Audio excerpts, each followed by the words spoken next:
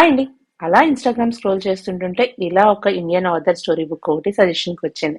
సరే బుక్ చదివి చాలా రోజులైంది కదా అని ఆర్డర్ చేశాను. వచ్చేసింది. ముందైతే డిన్నర్‌కి ప్రిపేర్ చేసేసుకుంటే లీజర్‌గా కూర్చొని బుక్ చదువుకోవచ్చు అని చెప్పేసి కిచెన్‌లోకి వచ్చానన్నమాట. ఆ రోజు మా డిన్నర్ వచ్చేసి చెన్నా కట్లెట్. కొంచెం హెల్తీ రెసిపీ. సో మీ అందరితో షేర్ చేసేసుకుంటాను. ముందైతే చెన్నా అండ్ ఆలు కుక్కర్‌లో పెట్టేసి మంచిగా బాయిల్ చేసేసుకున్నాను. తర్వాత దాన్ని మంచిగా స్మాష్ చేసేసుకున్నానన్నమాట. తర్వాత దాంట్లోకి ఆనియన్స్, కొంచెం ఉప్పు, కారం, గరం మసాలా, ధనియా పౌడర్, జీలకర్ర పౌడర్ మన టేస్ట్ కి తగ్గట్టుగా కొంచెం కొంచెం అడ్జస్ట్ చేసుకుని వేసుకోవాలి.